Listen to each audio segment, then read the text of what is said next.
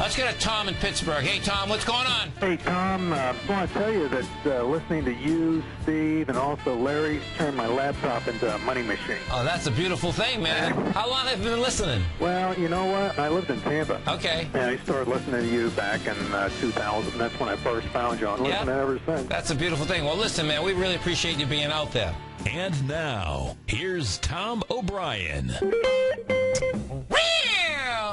Welcome, folks. This is Tom O'Brien of TFNN. We go 5 days a week. We go 2 hours a day. We go 24 hours a day on the internet at TFNN.com. Always remember, folks, whatever you think about, you bring about. Whatever you focus on grows. Hope everyone's having a great day out there, safe day. And, of course, let's make it a great night, folks. Let's take a look at one of our 4 agreements. Disconcern the truth. The problem with making assumptions is that we believe they are the truth. We make an assumption, we misunderstand, we take it personally, then we react by sending emotional poison with our word. This creates a whole big what? A whole big drama for nothing. Get rid of the drama, folks. Market-wise, let's take a look at it out here. We had the Dow down 119, Nasdaq off 33, S&P's off 14, gold contract down $4.20, trading at $1,827 an ounce. Silver down 10 cents at $41.59 an ounce. Platinum up $4 at $1,850 an ounce. Copper down 6 pennies at $4.12 a pound. Light sweet crude flat at $88.81. Bonds up 1.5 at 138.26. Dollar index up 39 ticks at 74.57. The euro, excuse me, folks, the euro came back 10 ticks at 142.69. And the yen is up 20 at 76.86. Our phone number is 877-927-6648. Give us a call, folks. Well, I know what's going on in your world. In the world of the S&Ps, let's take a look at it. What do you have? The high yesterday, folks, was 1230.71. What do? We go to 1229.29. Can't handle the price. Tries to get to a higher high, can't get into it. We did 1 billion shares versus 1.2. Now, the intriguing part about today, if you're in front of a machine, was that the volatility, you know, no doubt in the last 5 or 6 weeks have been heavy anyway. I expect they're going to be heavy for another year, year and a half. But what we had was extraordinary here this morning. You know, bottom line, market's down about 30 bucks. The ISM number comes in, and it came in. Now, this is where it always gets intriguing, folks. The ISM number still came in bad, but it came in better than folks thought it should. Boom! The Dow goes from down 30 to up 100. What does it do? Bottom line, takes it all back, plus takes back another 100 bucks. So what do we have here? You have a push into the high of yesterday with what? With lighter volume. This is where this gets really deviant, too, because what we're going to need now is this. So you failed at the highs. You failed. What we also did is that we got back inside the 1208.47 on the S&Ps. That's the August 17th area. Now, what does that set up? Bottom line, that sets up a run now into lower price. Now, the lower price, folks, the next step on this, and this is where it's going to be hard to break into, because the jobs number coming out tomorrow. You know, so number one, if we go lower, which I expect we're going to go, you're going to need an expansion with volume, number one, and getting into the 1189.62 is going to be a tough one, and that's not that far down. I suspect we're going to do it, but those are the benchmarks that are set up right now. That's on your S&P. We go over to the Dow Industrials. We take a look at the Dow. What the Dow did is this. The high yesterday in the Dow was 11,712. We got over the high. You had lighter volume by 200 million. Couldn't hold the price. You gave it up. Now what you're going to be doing is that you're going to be coming into the lower swing points. We are inside the 11,529, which is the 17th, which sets up, and that's the lower range. That's my point, folks. So we're going to be going after it. The real question is going to be, how do we go after it? The composite. We go over to the NASDAQ composite. Same setup in the composite. The composite had a high out here today of 2604. It closed at 2546. That also got back inside the range from the 15th. We did 1.7 billion versus 2 billion. Bottom line, the NASDAQ now, the composite this is where the composite's going to have a tough time breaking down into. That is going to be at the 24.86 price point. Now, let's go into the market a bit.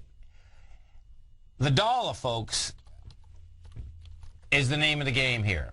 What you had today is this. Dollar, huge expansion.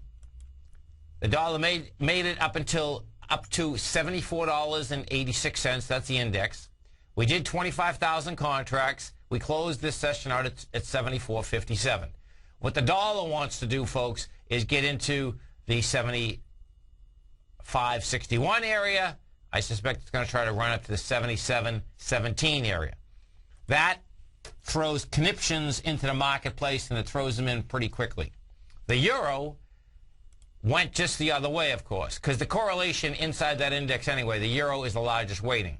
Now, the euro, the way the euro is set up right now is that the euro wants to get into 140. It may even get into 138. That is going to send the dollar to the moon. That's the technical basis. The fundamental basis, bottom line, is that what they're pushing out there now, you got to remember something, that in Europe, which was just insane, they were going up on interest rates when they were all broke. Bottom line is that they thought, well, bottom line is that what you have is that now they're thinking that they're going to back down somewhat on the interest rate structure. Last night, Brazil backed down on the interest rate structure after going up so many times. Put some juice into the marketplace, but Brazil, in particular, has been just a mess. Brazil has come down from 70,000 to 45,000, and we just went up to 58,000. We talk about a market that has some volatility. That has it in spades. Let's go to Richard in Massachusetts. Hey, Richard, what's going on? Hi, Tom. How are you doing today? I'm doing great. You having a good day out there? Yes, sir. I would like to first off just thank you for all your good market commentary. It's helped me step aside of some of these downtrends and preserve some money, and so thank you very much. Well, we appreciate you being out there, man. You're welcome. Thank you. Also, could I look at, I had a question, if you could look at TGC. TGC. Okay, so let's this is Tengasco Company. It's a diversified energy company with operations in Tennessee and Kansas. They market natural gas, pipeline construction. So the low's 40 cents, the high's $1.50. And it looks like they make money. They make 4 cents. So what the heck's the stock doing trading so low? But it says they make money. Okay. So if you look at this thing going back just on a daily chart, maybe just even for 3 months, I sort of have a question on charting and swing points. Okay, I have it up right now. I have a 6-month daily up. So if you look at July to August 1st, yes. To me it looks like there's a potential of 3 swing points in a short amount of time. That'd be correct, yes. Okay, yeah, all right. So that was pretty much my question.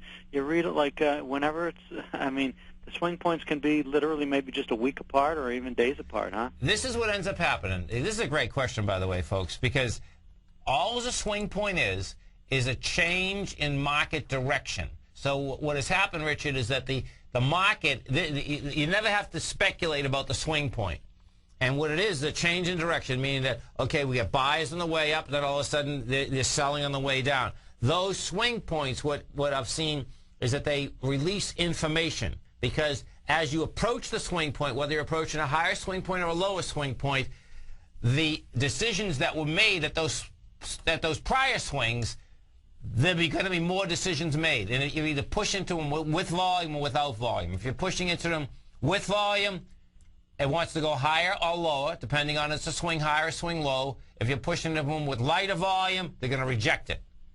That's how they set up. Okay, now for instance on today, I know the market's probably heading lower as it has today, but you see the volumes increase in the last 2 days. That's sort of telling me it might have a chance to get to the mid-90 area. That's correct. Lucky. That's correct.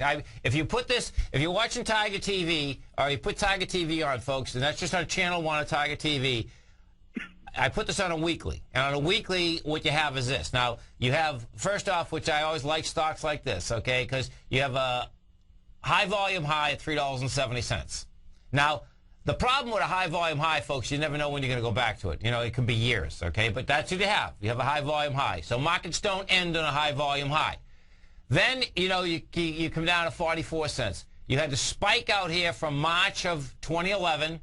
That is another sign of strength, going to $1.50. Now, the low of that is what you're talking about, the 97 cents. And, you know, it pulled back with lighter volume. So, yeah, that's the consolidation. The consolidation down the low is 64 cents, and the high of that consolidation is actually $1.50. But 97 cents is where it would get some flack on the way back up. Okay, thank you very much, brother. Tom. Have a good one. You too, man. Have a great one. Have a safe one. 877-927-6648. We had Big Blue was down $1.58. You had 3M off 137. JP Morgan Chase was down 126. And let's go over to Big Blue, because Big Blue, folks, has been one of the strongest stocks out there. No big deal today, really. Okay, so $1.58, that's no big deal. No real damage out there. If we take a look at 3M, what you have with 3M, this one's going to get interesting. See, what you have with 3M is this. 3M come off the highs of $100, hit a low of 75, comes down $1.37 today, and we're at 80.61. 80.26. It gets into that tomorrow, and that's where it can start doing some destruction. What you're going to have out here, folks, we'll try to bisect and dissect some of these in the next hour and 45 minutes. What you want to bisect and dissect is this. There's going to be certain stocks that are coming into the swings that are releasing that information before the actual indices are. When you identify those, we'll be able to tell, are they coming in with more energy or less energy? If they're coming in with less energy, what that was going to set up on the larger indices, it'll set up a higher low in the marketplace, and the marketplace won't be ready to break into those lows or into lower price at this particular time. See, because the way that we're still set up is that we're only a month into the downdraft out here. Many times you have to build up a lot more cause than 20 days of trading. You know, normally, you know, you have 30 days in a month, but the average trading per month, folks, is at 21 days a month. So, you know, we'll see where that shakes out. Let's go over to the gold market. We take a look at gold out here. Price spread in gold today was 815 to 833. We're at 1815 to 1833. It didn't have any juice. 131,000 contracts. That's not enough to take it uptown. It's not enough to take it downtown. This is Tom O'Brien. This is TFNN. You stay right there, folks. We're coming right back.